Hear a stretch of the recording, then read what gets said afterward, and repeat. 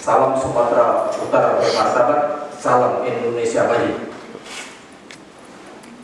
Pertama-tama izinkan saya mewakili Bapak Gubernur Sumatera Utara yang pada saat ini sedang tugas keluar kota, dan beliau mengamanahkan kepada saya untuk menyambut pada kegiatan rapat paripurna DPRD Provinsi Sumatera Utara dalam rangkaian pengesahan Ranperda mengenai APBD tahun 2024.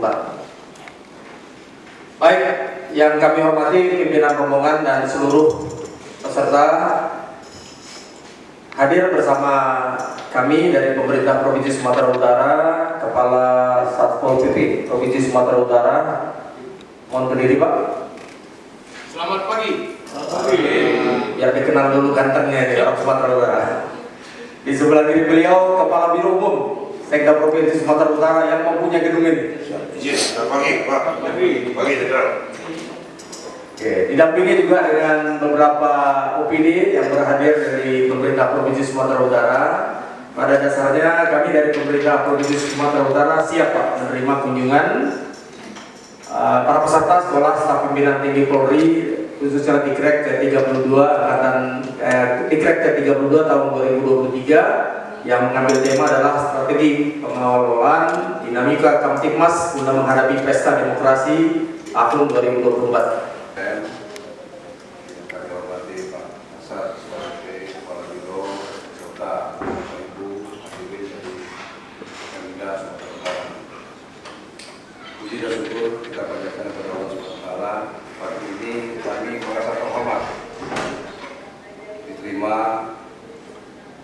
dan Bapak sampaikan begitu membuat kami menjadi lebih semangat, terutama rekan-rekan mahasiswa. Kami sampaikan kepada Bapak dan hadirin bahwa SPMT dari tahun ke tahun itu terdiri dari anggota Polri, pangkat komisaris besar, polisi, juga dari TNI, pangkat kolonel yang hadir sama kita, salah satu dari Angkatan Laut, juga dari Angkatan Darat dan Angkatan Udara, ada dari Kejaksaan Agung Republik Indonesia dan juga dari Kementerian Hukum dan HAM. Sengaja berdasarkan surat perintah kita hadir di Sumatera Utara sebagaimana tema yang dibuat adalah nama untuk rekan-rekan dari perwira siswa ini untuk memahami menghadapi pemilu. Ini yang saya sampaikan, Pak. Mudah-mudahan waktu yang tersisa nanti kami mohon dukungannya, bantuannya, dan kalau ada kekurangan saya mewakili teman-teman Pak Koro, Pak Firman, dan Pak Pipin ini mohon dimaafkan. Saya itu Pak Presiden Tempatkan anggarannya di Satpol PP, Pak. Lebih kurang 100 miliar kalau tidak salah ya. Anggarannya pastinya nanti Pak Kasat akan menyampaikan. Baik, kami persilakan Pak Kasat. Bismillahirrahmanirrahim. Assalamualaikum warahmatullahi wabarakatuh. Selamat pagi, salam sejahtera bagi kita semua. Yang kami hormati, kami banggakan pimpinan rombongan SPMT yang kedua, Pak, izin Pak. Yang kami hormati, kami banggakan Bapak Asisten Pemerintahan, Pak Garut. Yang kami hormati, kami banggakan Bapak Dir Kemsus, Pak Wadir. Pak Wadir rating saya komandan, izin. Saya rating 2000, izin Bapak. Mas Dini. Bapak seluruh peserta Direk dan hadirin yang berbahagia. Mohon izin kami akan menyampaikan beberapa informasi terkait dengan apa yang disampaikan sesuai dengan tema tentang strategi Kamtibmas ke depannya dalam rangka menghadapi 2024 ada beberapa pesta demokrasi. Yang pertama terkait dengan pemilihan presiden dan wapres dilanjutkan bersamaan dengan pemilihan legislatif di bulan Februari sesuai dengan jadwal KPU. Tentu ada beberapa hal yang dapat kami sampaikan. Yang pertama, kami akan menjelaskan dulu tentang struktur Satpol PP ini, karena kami meyakini bahwasanya ada yang paham dan ada juga yang belum memahami tentang posisi daripada kami. Kami sampaikan bahwasanya Satpol PP ini khusus untuk Provinsi Sumatera Utara adalah bagian organisasi perangkat daerah, sama dengan kepala dinas kepala badan lainnya. Cuma nomenklatur di Permendagri kita disebutkan Satpol PP, sehingga jabatan saya kepala Satpol PP, maka sering dipanggil Kasat. Sering juga dibeli terdiktor Kasat, Oppo itu Kasat, pakaiannya apa TNI, semua diatur Bapak dalam Permendagri 17 2019 tentang tupoksi, tentang tata cara berpakaian, tentang penggunaan senjata pendukung. Untuk safety kita gas, kemudian dengan alat-alat lainnya, itu semuanya diatur dan izin tertentu. Jadi pada kesempatan ini kami sampaikan kedudukan Kasatpol PP Provinsi adalah pejabat eselon 2A, dan kota kabupaten juga demikian, ada Kasatpol PP-nya pejabat eselon 2B. Bahwasanya Satpol PP itu juga membawahi bidang kebakaran, sehingga bidang kebakaran daerah kota kabupaten bahagian daripada organisasi kami yang pencapaian daripada koordinasinya sampai dengan ke tingkat lingkungan. Ini adalah beberapa tugas daripada bidang keamanan dan ketertiban umum. Salah satunya adalah melaksanakan kegiatan-kegiatan yang sifatnya pengamanan. Dalam hal ini baik itu kunjungan yang sifatnya strategis ataupun kegiatan lokal. Namun dalam pelaksanaannya kami tetap bersinergi kepada Polri ataupun TNI, sehingga setiap acara-acara selalu berdampingan, terutama dalam tugas-tugas kebijakan nasional. Salah satunya seperti kunjungan Bapak Presiden, Menteri, dan sebagainya, antara Polri, TNI dengan Satpol PP dalam hal pengamanan, baik itu VI ataupun beberapa ketentuan lainnya dilakukan secara bersama-sama. Dan kemudian dalam hal ini kami juga memiliki kewenangan penegakan perda dan pengamanan aset. Contoh ini adalah salah satu kami mengembalikan daripada aset yang kami miliki yang saat ini dikelola oleh pihak ketiga. Tentu dalam pelaksanaan pengamanan aset tersebut kami juga dibantu oleh Polri setempat melalui Polres setempat, sehingga kami bisa mengambil aset itu kembali. Secara administrasi tentunya sudah disesuaikan dengan SOP standar pelayanan minimum yang ada, baik itu pemberian 1, 2, 3, kemudian faktual bahwasanya aset tersebut milik daripada aset Pemprov. Ini bahagian daripada Kamtibnas, bahwasanya untuk melakukan tindakan tersebut dilakukan secara terpadu. Kemudian kedudukan daripada Polri dan TNI sebagai pendamping kami melaksanakan penertiban dan eksekusi di dalam pengambilan aset kembali yang sudah berpindah kepada pihak ketiga tidak sesuai dengan ketentuan.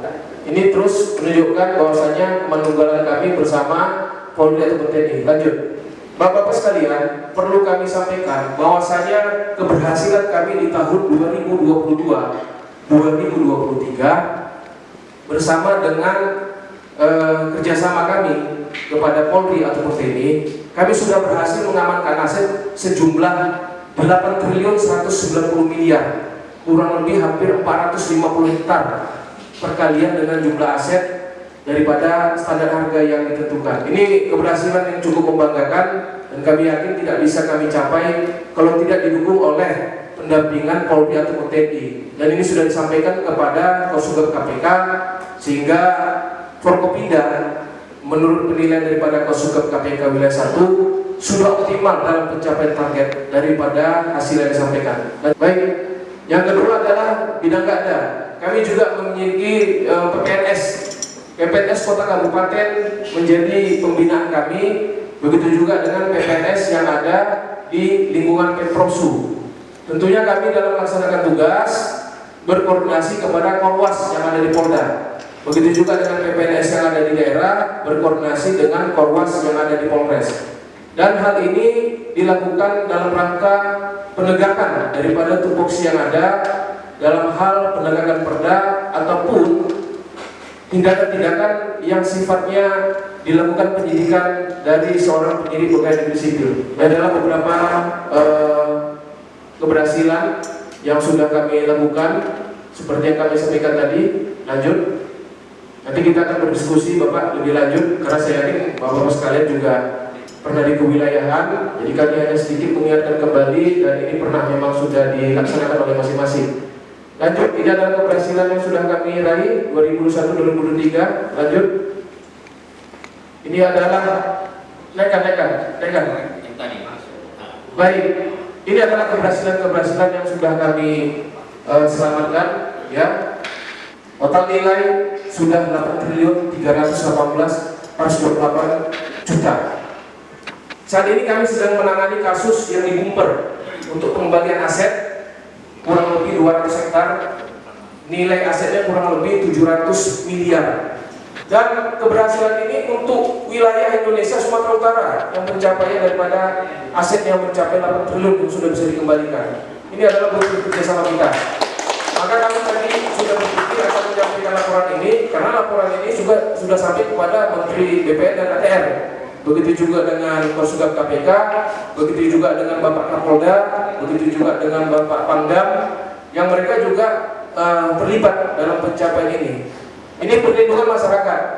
Mohon izin pimpinan, kami mau menyampaikan bahwasanya sedikit berbeda untuk Sumatera Utara dengan provinsi lain. Jajaran Satlimas kami melalui Kasat Pol PP sudah membentuk jaringan daripada perlindungan masyarakat sampai dengan tingkat dusun ataupun lingkungan. Lanjut strukturnya. Lanjut. Baik, ini sudah kami bentuk, ya. Artinya Kasat Pol PP provinsi akan berkoordinasi dengan bupati ataupun wali kota. Kemudian bupati wali kota diperintahkan untuk membentuk jajaran Satlimas. Untuk satgasnya itu bahwasanya berarti memberikan selaku kasatgas itu kepada Kasat Pol PP Kota Kabupaten. Kasat Pol PP Kota Kabupaten kemudian membentuk keanggotaannya camat dan kepala desa ataupun lurah sebagai anggota satgas daripada Satlimas. Kemudian keanggotaannya seluruh kepala dusun, seluruh kepala lingkungan, seluruh aparatur desa non-ASN dan seluruh aparatur kecamatan kelurahan non-ASN menyeluruh cukup terbantu dan didukung. Hal tersebut dibuktikan dengan kondisi daripada jumlah personil yang cukup mumpuni. Saat ini 320 untuk di provinsi. Kemudian untuk kota kabupaten, rata-rata kota kabupaten itu 200 ke 300. Kalau ditotalkan, kita pencapaiannya bisa mencapai 10.500 untuk Satpol PP. Di luar daripada Satlimas, kalau kita hitung kepala lingkungan ataupun misalnya Kadus, bisa mencapai 73.000. Begitulah kesiapan yang sudah kami siapkan untuk di Sumatera Utara dalam rangka bukan hanya suksesi daripada suksesnya daripada pelaksanaan Pilpres ataupun pilkada serentak, tetapi ini akan digunakan seterusnya sebagai pusat jaringan informasi, intelijen, deteksi dini dan sebagainya yang menjadi kebutuhan tupoksi Satpol PP ataupun kepala daerah. Ini pembentukan faktual di batubara. Lanjut. Diterjunkannya Satpol PP Provinsi merupakan kegiatan ini sampai dengan saat ini setiap malam tetap kami laksanakan dan pencabutan daripada program tersebut tergantung daripada situasi yang akan berkembang. Terima kasih.